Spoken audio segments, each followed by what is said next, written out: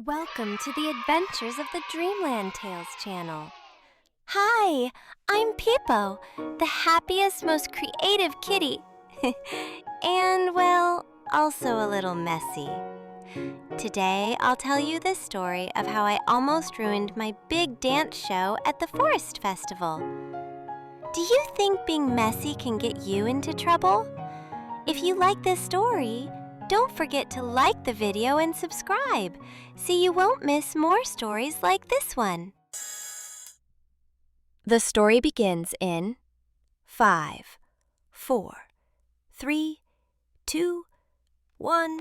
In a small house at the edge of the whispering forest, where the trees dance with the wind and crickets make music at night, lived a very special kitty named Peipo.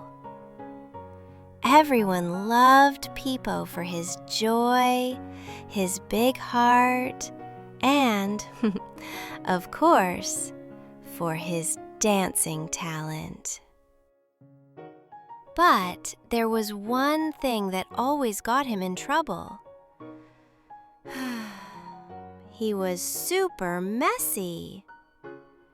He lived with his mom and dad in a colorful house, but his toys were everywhere. Blocks in the kitchen, plushies in the bathtub, and dance ribbons hanging from the fan. His dance shoes, shiny little shoes that went click with every step, changed places every day. "Pipo, sweetie," his mom would say lovingly, "if you don't keep things in order, one day you'll lose something important." "Don't worry, Mommy," he'd answer, spinning in the living room. "I know where everything is." More or less. One day, the big moment arrived. The Forest Festival, an event that only happened every 3 years, when the fireflies danced in the night sky and all the animals showed their talents. Pipo was so excited. He was going to perform his special, shiny dance number, a show he had practiced for weeks. His routine had twirls, jumps, spins, and even soap bubbles. Everything was almost ready. "This will be my best show," he said as he spun among the cushions. But when he went to get his dance shoes, he couldn't find them. He looked under the couch, in the sock drawer, in the bread basket, even in the toy oven. Nothing. His shoes were gone. So was his light-up belt and the music he recorded with his dad. Everything was a mess. Pipo searched the pillows in a panic, and tears began to fill his big, shiny eyes. "No," he cried. "I ruined everything. Where did I put my things?" Just then, his mom came in, holding a broom. His dad stood in the doorway, looking worried. "Pipo, do you see what happens when you don't keep your things in order?" his mom said gently, kneeling beside him. "I lost my shoes, all because of my mess," whispered the little kitty. His dad sat next to him and patted his head. "Son, what if we learned to tidy up together today?" Pipo looked at them, his little nose wet and a spark of hope in his heart.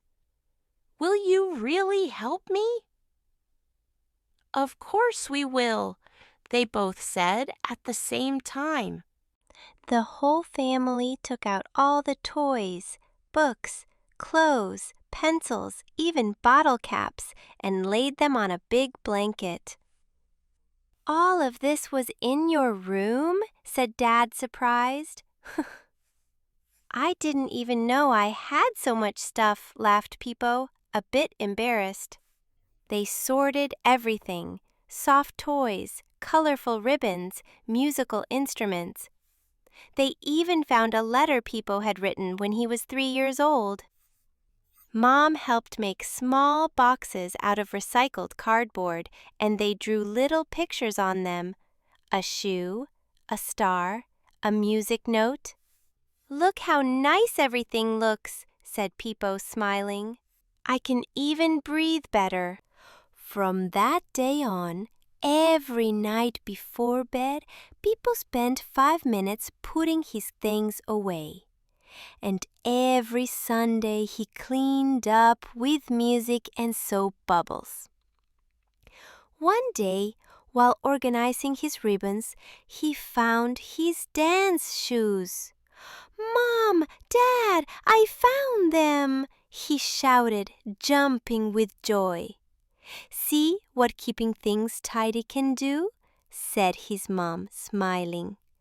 And the best part, the festival had been postponed to the next weekend because of rain. Everything was going his way. On the day of the festival, Pipo arrived at the stage with everything in order. His shiny outfit, his light-up belt, his clean dance shoes, and his music ready. The forest animals watched him with excitement. Fireflies made an arch over the stage. Pipo smiled, bowed, and began to dance. The lights blinked with his steps. The bubbles floated into hearts, stars, and jumping kitties. Owls clapped, squirrels danced in the trees, and even a deer cried with joy. When he finished, the whole forest cheered and clapped. That night at home, Pipo curled up in bed, with his clean shoes beside him and his heart full of peace. "Thank you, Mom. Thank you, Dad," he whispered. "Why, sweetheart?" asked his mom.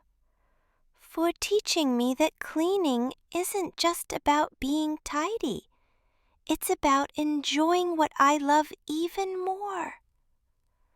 From that day on, Pipo started a club called Dancers and Organizers, where he taught other kitties and animals to keep things in order while dancing, singing, and playing.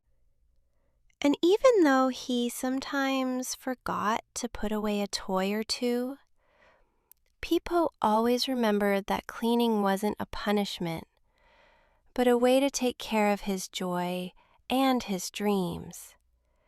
Because, as he used to say, tidying up isn't just cleaning, it's making space for happiness. The end. If you liked this story, share it with your friends so they can discover the magic of tidiness and friendship too. See you in the next story.